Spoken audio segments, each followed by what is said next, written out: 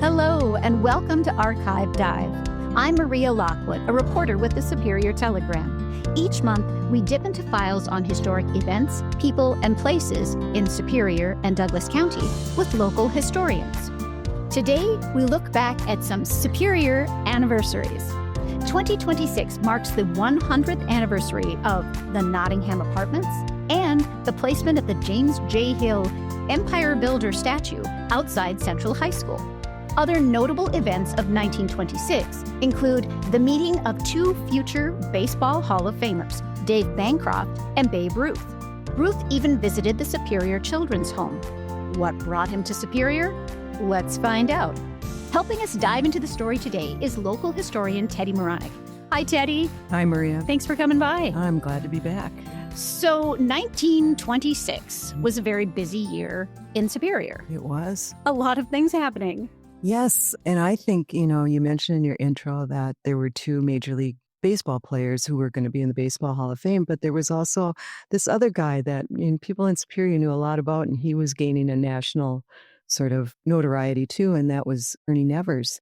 He came back to Superior in January of 1926, and he was here because his old coach, Earl Tubbs, was now coaching at the normal school, which is now UWS, and he was coaching basketball that season. And so Ernie came by to support him, and they were dedicating Gates Gym at UWS, the old Gates Gym, which is now gone. Right. And so he came by to see Earl Tubbs and congratulate him. But I hadn't realized it that Ernie was in the first class placed in the Football Hall of Fame, the National Football Hall of Fame. Oh, my. He entered with Jim Thorpe.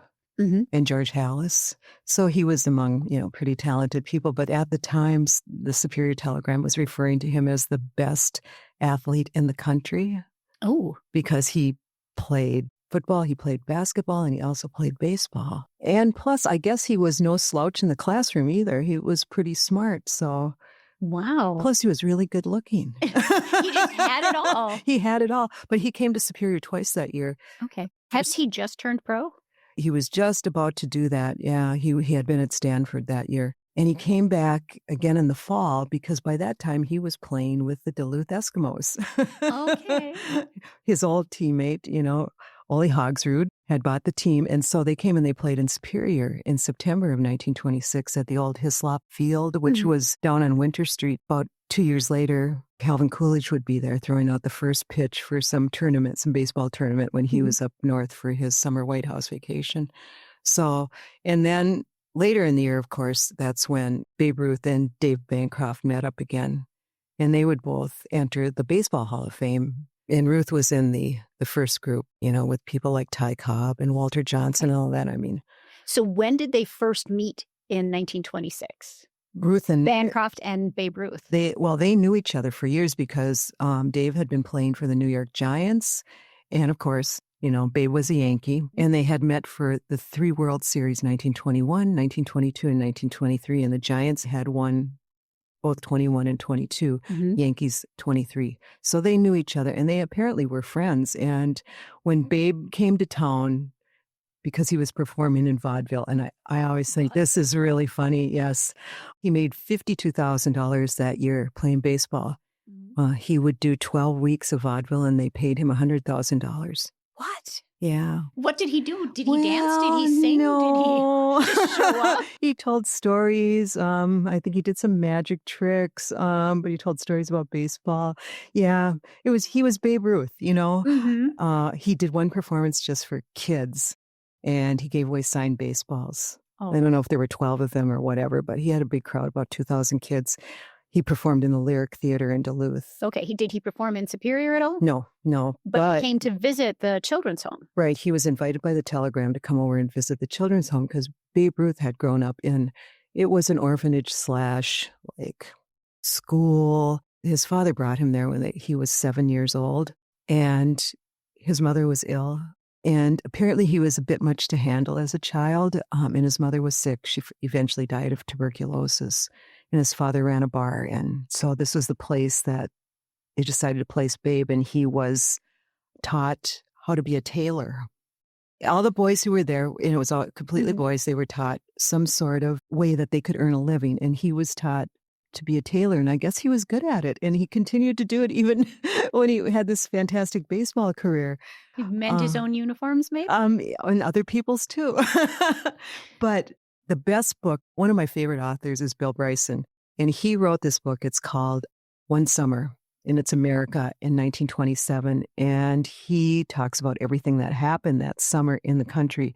And one of the things was, of course, Babe Ruth hit his 60 home runs during that season. And he went into quite a bit of detail about Ruth's life leading up to when he went into baseball. It was really sad, but Babe came here, and the one thing he wanted to do was visit the orphanages because that's where he had spent his childhood. So the Telegram arranged for him to come to Superior, and it was the two managers of the theaters, Mr. Buchanan, who ran the Palace in Superior, and then I don't remember the man's name who ran the Lyric in Duluth, and they brought him over to Superior, and he visited both St. Joe's and the Superior Children's Home. Oh, wow. Yeah. Did they have any articles about how the kids received him? They had big pictures in the paper with Babe with all the kids. Yeah. Yeah. And they'd had a banquet at, I think it was the Hotel Duluth. And that's where he and Dave got together, Dave Bancroft. And he came to see his old friend there. And Bancroft's an interesting guy, too. And I really didn't know much about him, except I had known that he had worked at Butler Shipyards during World War II. And he was in charge of people who were absent. Oh, so he found out if you were skipping or something. I think one of the headlines in the paper when they were both here, they referred to them as Babe and Beauty because Dave Bancroft's nickname was Beauty. Right. Yeah. And he also coached in the All-American Girls Professional Baseball League. He was a manager for like 4 years in the late 40s. Dave Bancroft was, yeah. I didn't know anything about that. He didn't make it to the Hall of Fame until 1971. He was, I think it's the old timers. I don't know what, they have a different group of people who decide like maybe somebody got missed and and this was another chance to get in. And he was put in the Hall of Fame in 71. He died in 72. But I guess he was fantastic shortstop. And Babe thought he was a great baseball player. So that's neat that they knew each other so well. Yeah. And they met there. Yeah. By the way, in 1927, when Babe Ruth hit his 60 home runs, 2 of those home runs came from Superior's own Ernie Nevers. Oh, wow. He was pitching for the St. Louis Browns when Ruth hit 2 home runs off of him. Oh, wow. Yeah. So in 1926, also, tell me a little bit about the Nottingham Apartments. Oh, the Nottingham, yes. I'm still trying to figure out who actually owned them because I've run across 3 different articles that name different either corporations or people or whoever decided that they were going to build these. It was about $300,000, $350,000 to build them, which is a lot of money. There now, they're still here. Gorgeous. Yeah, 1926. They started in 25, finished in 26. They had 35 apartments. Wow.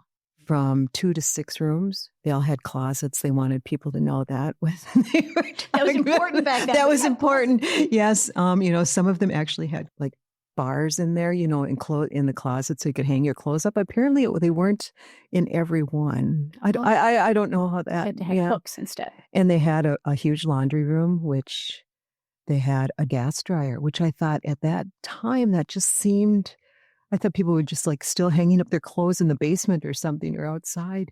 Yeah. So they had that. Just one gas dryer for the entire. Yeah, it sounded like it was one. And they had washing machines too, and a mangle. Right. Yeah, where you feed like Wring sheets it out through it. Yeah. So that was pretty spectacular. And the other thing was that they had 4 storefronts that faced Tower Avenue because the address of the Nottingham is actually North 19th, I believe. Yeah, because the entryway's on the side. And they had, apparently they didn't put like bathroom facilities in all of them. All of these stores they had, I guess they shared some of that, but they wanted to have like hairdressers and barbers, and they were hoping like a tea shop would go in there and a grocer. And I think in the beginning there was like a needlework shop and then a grocery store called the Nottingham Grocers. Okay. But by the 1940s, Dave Kaner had moved in there. And I think everybody who's been in Superior for a while knows about Dave Kaner, that he was murdered in his store on Tower Avenue. He was 81 years old. He'd been there for 40 years at least, and he'd been robbed a few times. But he was a very kind person, I guess, and he was always helping people out who didn't have enough food. Mm-hmm. And he would deliver food to people who couldn't get out. And it's one of the saddest stories, I think, about the Nottingham. But they called it Dave's Cave. He was well known in the neighborhood, that's for sure. And he was a grocer? Yes, he was a grocer. And the other person who lived at the Nottingham soon after he got married was Gordon McQuarrie.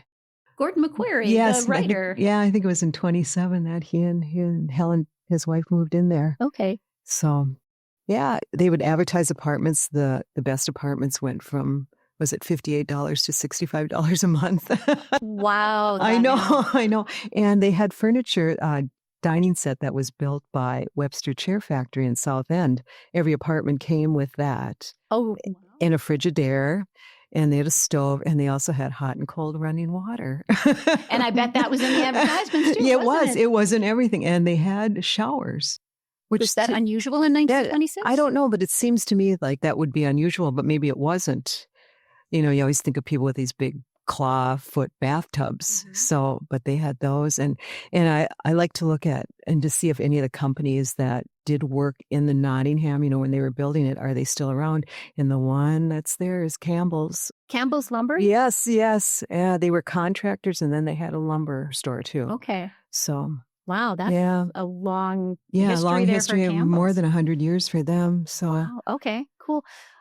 Let's talk about the James J. Hill statue. I don't know if people today see it very much because it's no longer where Central High School used to be, but at one point it was quite visible in the community. It was, and there is not an exact replica. I had been told it was an exact replica, but the original, the first one that was ever made, you know, as a memorial to James J. Hill is out in Washington State. Okay. And they had what we would call a World's Fair later on. It was like an exposition. I think it was like the Pacific, Yukon, Alaska exposition, and it was held in Seattle. So they built this monument to James J. Hill because he was the empire builder. He ran the Great Northern from the Midwest to the West Coast. And so they had this bronze head, you know, sculpted of Hill, and then it was sat on quite a tall base. Why did we get one here? I don't know. I had heard a story at one time that said there were two of them. They always said there were two of them. One was here and one was on the West Coast. And the one here was supposed to face west, and the one out west was supposed to face east because that's where the Great Northern ran. But as far as I can tell, the James J. Hill never faced west. Ever. No, he was right in front of the school. So yeah, so was he facing? He was facing south. Oh, oops. And now he's facing north. Okay, right. Because the statue has since been moved. When the school came down, the statue got moved. Yeah. Now, did the community raise the funds for this statue? Well, Hill had died in 16. Of course, the statue out west was put together, you know, before that. But they thought it would be a good way to remember him in Superior because he had brought the Great Northern to Superior, which meant a lot of business and a lot of jobs for this town. Okay. And I don't know whose decision it was that this would be a good idea, but there were two committees. One was a committee of people movers and shakers in town. They were the Citizens Committee. Mm-hmm. And then there was the Great Northern Railway Committee. And both of those organizations raised money to pay for the statue. And they had to raise, each of them, almost $8,000 a piece. Ooh. It's very expensive. And it was said that the people who worked on the railroad should consider giving a day's wages towards the statue, which I thought was a lot of money, probably, to those people in those days. But they both managed to raise the money. And then the problem came, like, where are we going to put it? Mm. So they had interesting ideas. One of them was to put him on the boulevard on Hammond Avenue. And then another idea was to place him between the Board of Trade building, which is on the corner of Tower and Belknap. And then it was called the Normandy Block, was across Belknap. Where the library is now. No, it was across Belknap. Across Belknap. Yeah. Where And the bank is now. And they were going to put him in the middle of the street. Oh. Which didn't seem like a good idea to me, but, well, what do I know? And then they had talked about that little park that's sort of at the end of Hill Avenue on Belknap. I don't remember what it's called now. They thought that would be a good idea. because there would be a lot of traffic going back and forth there, but that got pushed by the wayside too. Mm-hmm. And then they thought Central Park, which would have been really out of the way. Right. And I didn't understand why they wanted to do it there, but that was one of the suggestions. But then they finally decided, well, how about Central, right in front of the school? And the school district said, sure, no problem. Let's Right, put yeah, a railroad magnet right there. Right. So they had to have the bust of his head made. And I guess it's an exact copy of the one that was sculpted by a Norwegian sculptor who made that in 1909 for the exposition. And his name was like Finn Frolic, I think.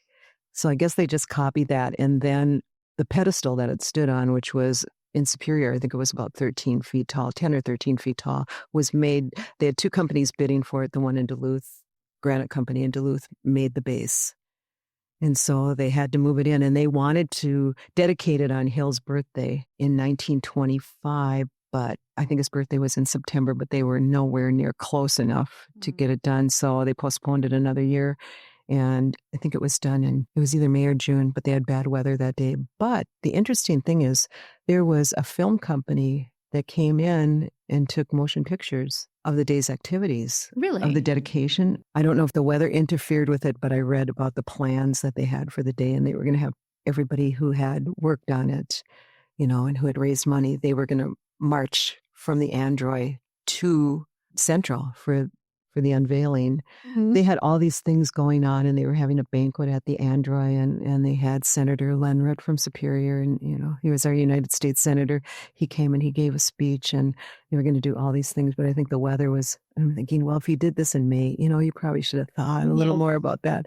And they didn't do it on his birthday either. So, but it stood there till 2003. That's when they moved it, when they were going to tear down the school, and they moved it to the BNSF yards.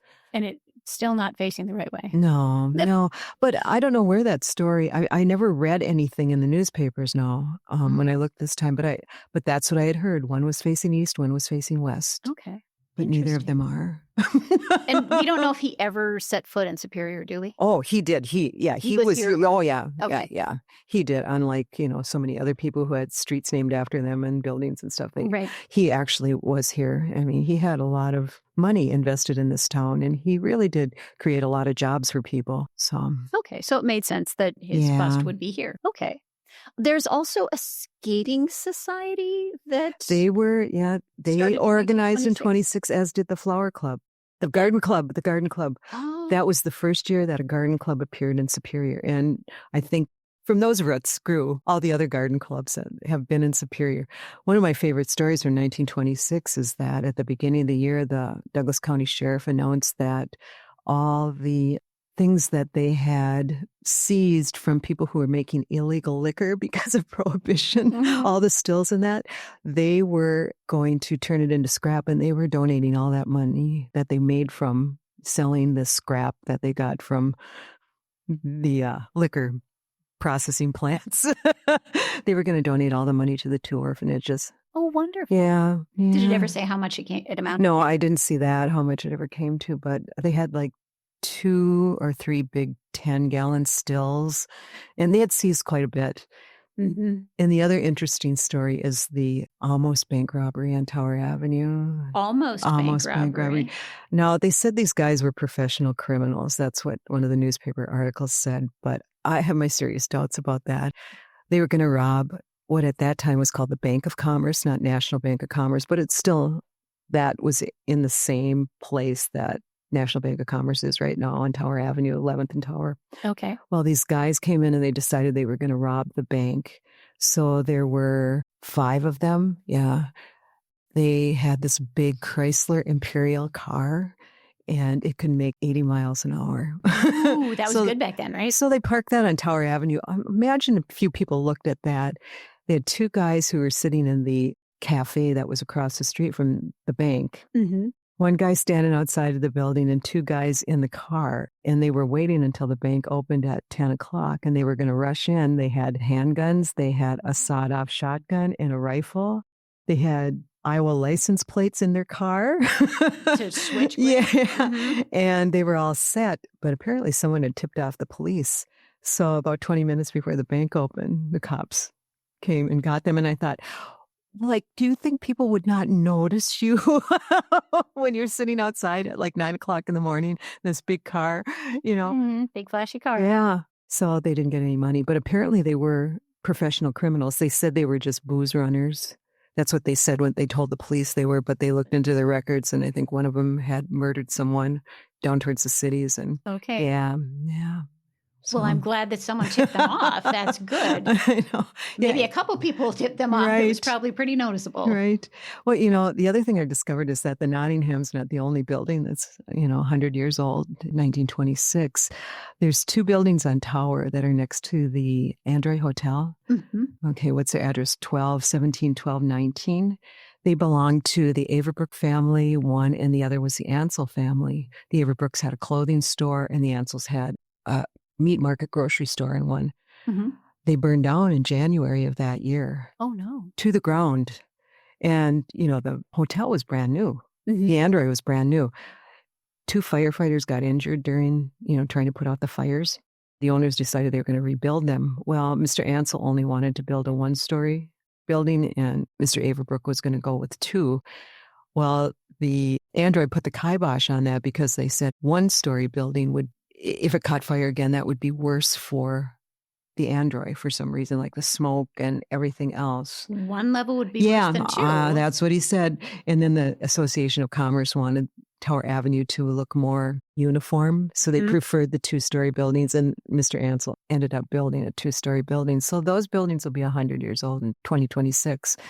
The block that the Android's on, those buildings are just about the same age. And then there's the old Telegram building at the end. Mhm. And in 26 was the year that they introduced their new and better radio studio. It was in the building on the top floor. They had built two radio studios, and they had like a room, where people could watch the performances. It had a glass wall so they could see the performers because it was all live radio, most of it. And so they had a big kickoff for that because WBC was the first radio station in the Twin Ports, and that started in Superior. And it didn't start in 1926. No, it started in 24. 24, but it moved to that studio in 1926. That's when they revamped the studio, and they put the huge antenna on the roof and all of that. So Fun. that'll be 100 years old. I don't know if there's any of the studio left up there. Probably not. It would be fun to go look. It would be. Maybe we'll just knock on the door and say, hey. Excuse me, do you think we could go up there? Just to check it out real quick. Yeah.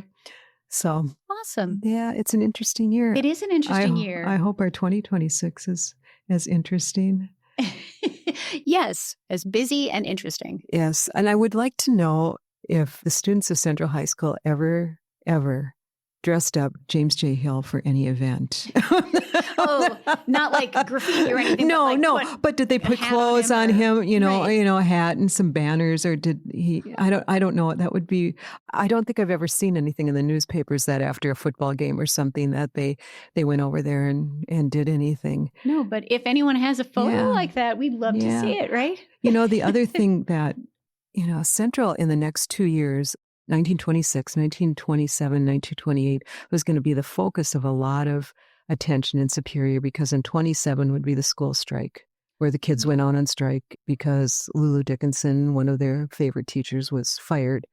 And then, of course, in 28, Calvin Coolidge would be here. Right. Well, maybe. Didn't spend a lot of time at Central, but that was considered his White House, his summer White House. In this book I was telling you about Bill Bryson wrote about America in 1927. In 1926, Calvin Coolidge went out to South Dakota for his summer White House.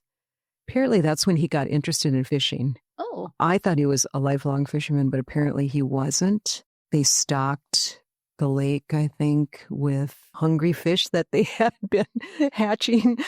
When, once they found out he was coming there, they had started feeding them really well. And so they were really excited about the president coming and fishing. And apparently he really liked this, he really liked fishing. And that was one of the reasons why he came to northern Wisconsin, because of the brule. Right. He could fish there. So thanks to the Dakotas. But that was also the year he told people he wasn't going to run for president again. And he called a news conference. And when all the reporters got there, he handed out little slips of paper.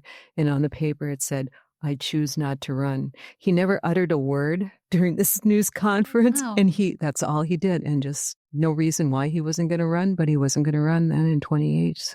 So while there's a lot of really cool anniversaries happening this year, yeah, there's going to be some more coming in the next couple of years. We got a lot of celebrating to do We in Superior. Wonderful. Thanks, Teddy. Oh, you're welcome, Maria. And thank you for listening to Archive Dive. New episodes are available monthly at superiortelegram.com or wherever you listen to podcasts. If you have a topic you'd like us to explore, email me at mlockwood@superiortelegram.com.